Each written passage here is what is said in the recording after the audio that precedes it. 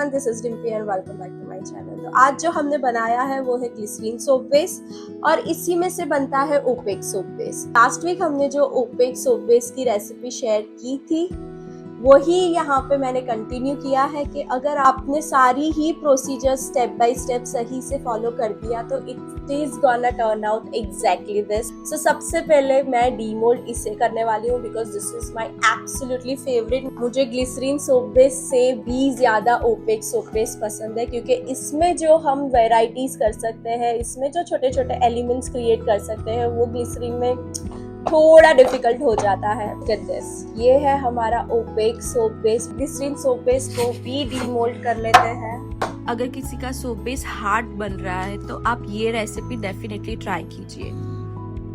Look at this, बहुत ही easily demould हो जाता है ये। It is very beautiful even without alcohol also. ये बहुत ही अच्छे से टर्न आउट होगा। Look at this.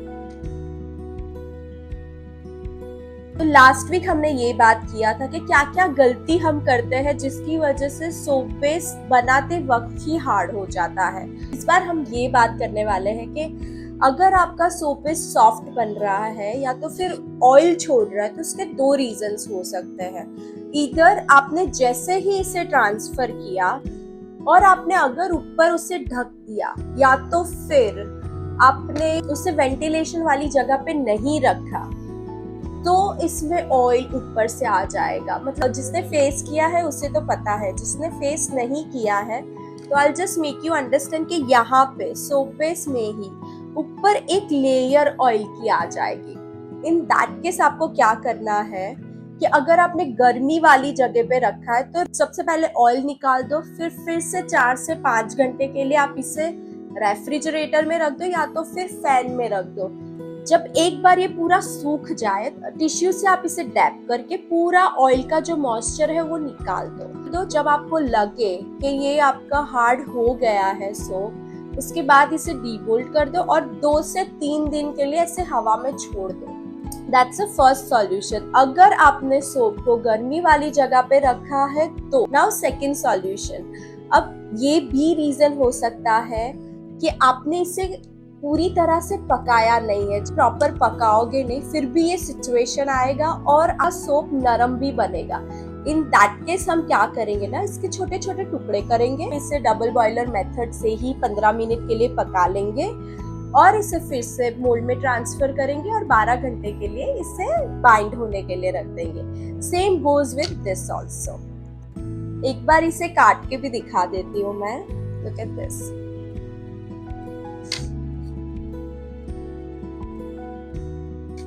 So, मैंने पहले भी बोला था अल्कोहल डालना इट्स नॉट दैट इम्पोर्टेंट। इसमें मैंने डाला है propylene glycol, but I personally like it, इसीलिए मैं डालती हूँ क्योंकि इससे सोप हमारा थोड़ा अच्छे से बनता है। But that's totally optional. इस बार मैंने ओनली 20 to 30% ही डाला है प्रोपिलीन ग्लाइकॉल। आप क्या कर सकते हो, सारे ही इंग्रेडिएंट्स सेम रहेंगे, जस्ट आप प्रोपिलीन ग्लाइकॉल को स्किप कर लो। So look at this.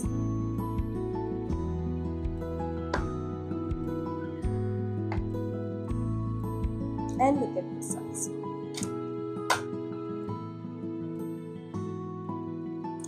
Perfectly fine बना है। तो जब भी आपको कुछ भी कंफ्यूजन है, कुछ भी क्वेरी है, आई वुड रियली रिक्वेस्ट कि आप फोटो के साथ शेयर कीजिए मुझे इंस्टाग्राम या तो फिर फेसबुक पे, तो मेरे लिए इजी हो जाएगा टू अंडरस्टैंड कि प्रॉब्लम क्या है और सॉल्यूशन देना भी इजी हो जाएगा। शुरू करने से पहले मास्क पहनना, सेफ्टी ग्लासेस पहनना एंड हैंड ग्लव्स पहनना इज वेरी इंपॉर्टेंट। इवन जब आप इंग्रेडिएंट्स निकाल रहे हो उससे पहले ये पहनना बहुत इंपॉर्टेंट है। सारे ही इंग्रेडिएंट्स यही मात्रा में लेंगे। इसमें हमने ऑलिव ऑयल यूज किया है, तो अगर कोई ठंडी वाली जगह पे, मतलब टेम्परेचर जिसका माइनस में या तो फिर 10 से 15 डिग्री तक रहता है, ऐसी जगह पे रहते हो तो ये रेसिपी आपके लिए बहुत ज्यादा काम करेगी। तो सबसे पहले यहाँ पे सॉर्बिटॉल बनाने की तैयारी कर लेते हैं। तो इसके लिए हमें यहाँ पे चाहिए होगा थोड़ा वार्म वाटर। माइक्रोवेव में पानी को गर्म कर लिया और उसको शुगर में डाल देंगे एंड अच्छे से मिक्स कर लेंगे। अब हमारा लाइव वाटर रेडी कर लेते हैं। सबसे पहले यहाँ पे मैंने डीएम वाटर ले लिया है। डीएम वाटर में हम धीरे धीरे से कॉस्टिक सोडा डाल देंगे। हमेशा कॉस्टिक सोडा ही डीएम वाटर में डालना है, आप अदर वे अराउंड नहीं कर सकते, क्योंकि कॉस्टिक सोडा जब भी पानी में कनेक्ट होता है वो एक केमिकल रिएक्शन देता है और बहुत ही ज्यादा गर्मी निकलती है उसमें से, मतलब कि इसमें से हीट प्रोड्यूस होती है। अगर आपने कॉस्टिक सोडा पानी में डाल देंगे तो मिक्सचर उबलने लगेगा और स्प्लैश भी हो सकता है, जो आपकी स्किन को या बॉडी पार्ट को टेम्पररी या परमानेंट डैमेज कर सकता है। अब इसे अच्छे से मिक्स करेंगे और इसका ट्रांसपेरेंट होना इज वेरी इंपॉर्टेंट। इसे 3-4 मिनट के लिए ऐसे ही मिक्स करते रहो। तब तक हम हमारे ऑयल की प्रिपरेशन कर लेते हैं। यहाँ पे हम डबल बॉयलर मेथड यूज करेंगे। डबल बॉयलर मेथड में हम नीचे एक बर्तन रखेंगे और सारी जो कुकिंग प्रोसीजर है वो हम ऊपर वाले बर्तन में करेंगे। इसका ये मतलब है कि हमें डायरेक्ट गैस पे नहीं पकाना है। सबसे पहले कोकोनट ऑयल डाल देंगे, थोड़ा सा ये गर्म हो जाए उसके बाद हम इसमें ऑलिव ऑयल डाल देंगे। फिर दोनों को अच्छे से मिक्स करेंगे और इसमें स्टरिक एसिड डाल देंगे। अच्छे से इसे मिक्स करना है और पूरी तरह से डाइल्यूट ना हो जाए तब तक हमें इससे पकाते रहना है। सो तीनों ही चीजें आप देख सकते हो अच्छे से डाइल्यूट हो चुकी है। अब यहाँ पे लाइव वाटर भी देख लीजिए, इस तरह से क्रिस्टल क्लियर होना चाहिए, बिल्कुल भी फॉग नहीं दिख रहा है। उसके बाद ही हम लाइव वाटर ऑयल में डालेंगे, उससे पहले नहीं डालना है, नहीं तो बिगिनिंग में ही आपका सो हार्ड होने लगेगा। मैंने इसकी एक डेडिकेटेड वीडियो बनाई है जिसकी लिंक मैं डिस्क्रिप्शन में डाल दूंगी, please go and watch that video. एक साइड से लाइव वाटर हम डालेंगे, दूसरी साइड से हम इसे इसी तरह से चलाते रहेंगे। देख लीजिए आप, थोड़ा थोड़ा डालना है एंड फिर मिक्स करते रहना है, तो ये सोप परफेक्ट बनेगा। This is the way you should do it. ये जो सारे इंग्रेडिएंट्स है उससे आज बनने वाला है 1.5 किलो सोप। उसमें से 1 किलो सोप मैं ग्लिसरीन सोप बेस के लिए यूज करने वाली हूँ और 1/2 किलो मैं ओपेक सोप बेस के लिए यूज करने वाली हूँ। तो मैं यही वीडियो में आपको दिखाने वाली हूँ कि ग्लिसरीन सोप बेस में से ही आप ओपेक सोप बेस कैसे बनाएंगे। तो आप देख सकते हो बहुत ही आराम से, बिल्कुल भी जल्दबाजी नहीं करनी है। और जब भी आप कोई भी सोप बनाओ छोटे 100 ग्राम के सोप बेस से स्टार्ट करो। इतना बड़ा बैच पहली बार में बनाना जरूरी नहीं है। अब यहाँ पे इलेक्ट्रिक ब्लेंडर की मदद से ऑन ऑफ करके हम इसे ब्लेंड कर लेंगे 5 से 6 मिनट के लिए। मुझे यहाँ पे थिक कंसिस्टेंसी चाहिए, थोड़ी थिक पुडिंग जैसी। अगर आपको 4 मिनट में आ जाती है तो बस आप एक बार एक परफेक्ट कंसिस्टेंसी आ जाए तो आप इसे ब्लेंड करना बंद कर दीजिए, क्योंकि ओवर ब्लेंड करने से भी सोप थोड़ा हार्ड हो जाता है। ये हमारी परफेक्ट कंसिस्टेंसी है, आप देख सकते हो। यहाँ पे इसे लाइट ट्रेसिंग बोलते हैं, मतलब कि जैसे ही मैं यहाँ पे स्वर्ल कर रही हूँ तो यहाँ पे डिजाइन मिक्सचर में दिख रही है। 5 से 6 मिनट के लिए हम अच्छे से पकने देंगे। फिर ये कंसिस्टेंसी आ जाए उसके बाद इसमें हम ग्लिसरीन और प्रोपिलीन ग्लाइकॉल डाल देंगे और अच्छे से मिक्स कर लेंगे। और उसके बाद हम इसमें डाल देंगे सॉर्बिटॉल और इसे ब्लेंड करेंगे इलेक्ट्रिक ब्लेंडर की मदद से 3 से 4 मिनट के लिए। हमेशा ही ऑन ऑफ करके ही इसे ब्लेंड करना है, कंटिन्यूअस ब्लेंड नहीं करना है, नहीं तो हमारा सोप हार्ड बन सकता है। सेकेंडली, यहाँ पे ब्लेंड करने का मेन रीजन ये है कि सारे ही चीजें अच्छे से मिक्स हो जाए।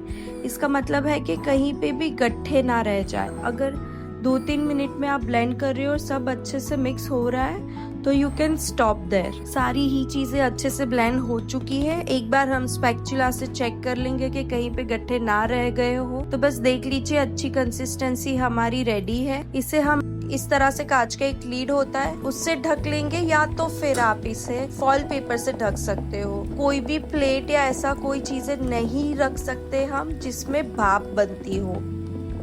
इसे अच्छे से पकने देना है एटलीस्ट फॉर 45 to 1 आवर, और बीच बीच में आप इस तरह से इसे चेक कर सकते हो या तो फिर इस तरह से मिक्स कर सकते हो। एग्जैक्टली आफ्टर 30 मिनट्स आप देख सकते हो हमारा सूप थोड़ा थोड़ा बनना रेडी है, अभी भी अंडर कुक है। जब तक ये पूरी तरह से ट्रांसपेरेंट ना हो जाए तब तक इसे हमें कुक करते रहना है। फिर से यहाँ पे ढक लेंगे और कुक होने देंगे। बीच बीच में अगर पहली बार बना रहे हो तो आप 10-15 मिनट में चेक कर लीजिए कि गट्ठे नहीं बन रहे हो और ये आजू बाजू या नीचे चिपक नहीं रहा हो।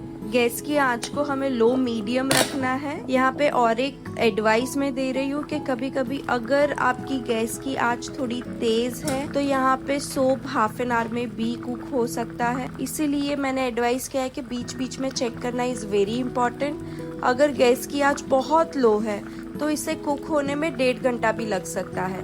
तो this is the consistency what we need. आप देख सकते हो यहाँ पे पूरी तरह से हमारा सूप ट्रांसपेरेंट हो चुका है।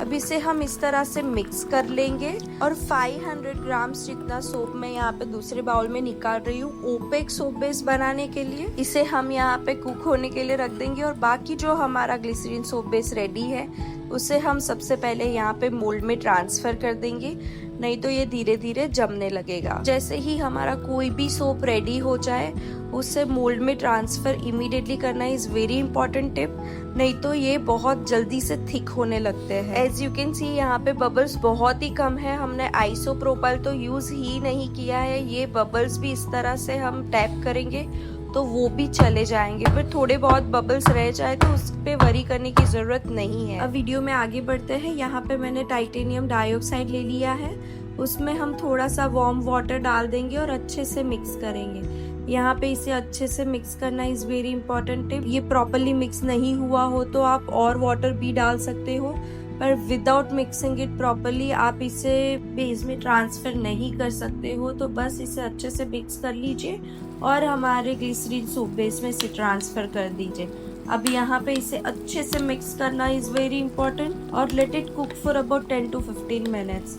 नहीं तो क्या होगा ना, अगर ये अच्छे से कुक नहीं हुआ, अच्छे से मिक्स नहीं हुआ तो हमारा टाइटेनियम डाइऑक्साइड नीचे बैठ जाएगा और ग्लिसरीन सूप बेस ऊपर रह जाएगा। इसको ढक के पकाने की जरूरत नहीं है, आप चाहो तो इसे ढक्कन से ढक भी सकते हो, there is no restriction, but ये ग्लिसरीन सूप बेस ऑलरेडी हमारा रेडी है, इसीलिए इसे प्रॉपरली पकाने की ज़रूरत नहीं है। बस टाइटेनियम डाइऑक्साइड अच्छे से इसमें घुल जाए, इसीलिए हम इसे 10-15 मिनट के लिए हम पका रहे हैं। बस अब हमारा ओपेक सूप बेस भी रेडी है, इसे हम ट्रांसफर कर देंगे सूप मोल्ड में। बस थोड़ा सा टैप कर लीजिए जिससे बबल्स अगर फॉर्म हुए तो वो रिड्यूस हो जाए, और मिनिमम 12 घंटे के लिए इसे हम वेंटिलेशन वाली जगह पे रख देंगे बाइंड होने के लिए।